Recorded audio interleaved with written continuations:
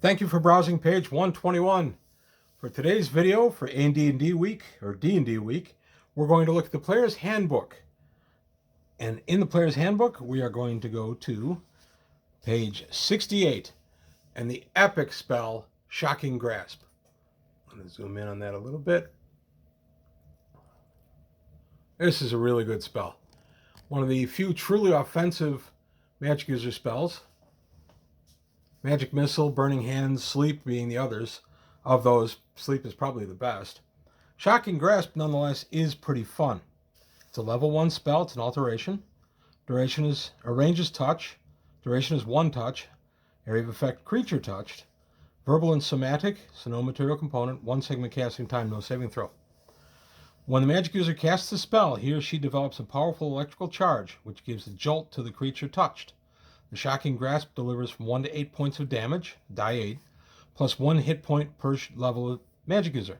So second level magic user would discharge a shock equal to 3 to 10, a die 8 plus 2. While the magic user must only come close enough to his or opponent to lay a hand on the opponent's body or upon an electrical conductor which touches the body, a like touch from the opponent does not discharge the spell. What's that saying is that if you've cast this spell and you reach and you miss your opponent for the first time and the spell's still active in your body and you get struck by a conductor like a sword, you do not discharge the spell into the person you were dealing with through the sword. You have to touch him with your hand. And the way I deal with the touch is I usually will take away any benefits from armor, such as if they're in plate or if they're in chain, and I'll only give them movement bonuses and the shield. So if they have a +1 to their armor class for movement, and then they get +1 more for the shield, then I'll pretty much make it an AC 8 touch. And I found I had to do that, otherwise the spell never got through. Magic User's combat table is terrible. So you had to give him some benefit. Plus, he's not striking to hurt the person, he's just striking to touch the person. So we have a couple of uses for this spell. You throw a die 8 plus 1 per level. So the minimum you're going to do on this is a die 8 plus 1, because you're going to be casting it at first level. So if you're at 10th level, you're going to be throwing a die 8 plus 10. So that's pretty good. There is no saving throw, so it's automatic damage if the creature is subject to the spell itself and doesn't have magic resistance or something like that. So it's pretty good damage. The only trick is you have to touch the creature. We've had a couple of uses at the table of this spell. One I've told before on the channel. The famed party had stopped. They heard some orcs around a corner, and as a joke, I was the DM, and as a joke, I said they hear the sound of water hitting the pavers, and a trickle comes around the corner, and they realize that the orc in question was going potty. One of my players said, "I cast Shocking Grasp," and I chuckled. "Oh yeah, okay." He says, "I put my hand in the urine." And I stopped a moment, and I started laughing, and I said, sure, he was player enough to go ahead and put his hand in another creature's urine to cast a Shocking Grasp that went up the urine and shocked the orc. And I allowed it, and we all had a great laugh about it, and it worked beautifully. I never had the circumstance come up again, but we did actually have that happen at the table in the early days of D&D. Another player I had figured out that because the grasp, you could cast this spell, but as long as you didn't touch some creature, the spell would remain on your hand. So he had the idea, hey, great, I'm going to cast this spell, and I'm going to walk around the dungeon with it. And I said, okay. I said, but if you touch another player, it's going to discharge another player. No, it'll be fine. And he was a 2nd or 3rd level magic user. So this guy was all about optimizing his spells and everything. And he was a really good player. So he casts the spell, and he's walking around the dungeon with this charged hand of electricity. And a couple of encounters come and go, and he never gets a chance to use it. Well, during one of the encounters, one of the players, I think it was a thief, gets dropped. The player with the Shocking Grasp on runs over and says, "I'm going to bandage his wounds." And I said, okay. And the minute he touched the thief, he gave him 1 die 8 plus, I think he was 3rd level, so 1 die 8 plus 3, so minimum 4 points of damage. It was enough to kill the thief. Everyone got mad at me until I reminded them that I had actually told him several times that he did have it undischarged, and if he touched anybody, he would zap them.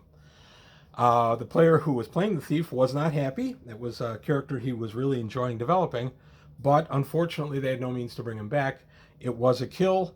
I actually had the magic user ask me if he got experience points for it. And I said, no, if anything, I should take points away because you screwed up and you accidentally killed a party member. But I didn't. He was remorseful and all that other. We role played it more than any kind of in-game penalty. But it was a funny thing. So two funny things that Shocking Grasp has come up at our table. Another couple of times, one time the players were being held at sword point. And the magic user surreptitiously, in the kind of center of the group, cast Shocking Grasp. He just reached out and lightly touched the sword of one of the men holding the sword point. That discharged through the sword into the person holding the sword, and the melee began that way. So there's a couple of different ways you can use this spell. It's one of the reasons I like this spell. And as I said, if you are 10th level, which is what I usually use for my examples, you're 10th level, you're throwing a die 8 plus 1 per die. So you're throwing 10 plus an average of 5.5, so we'll call it 6.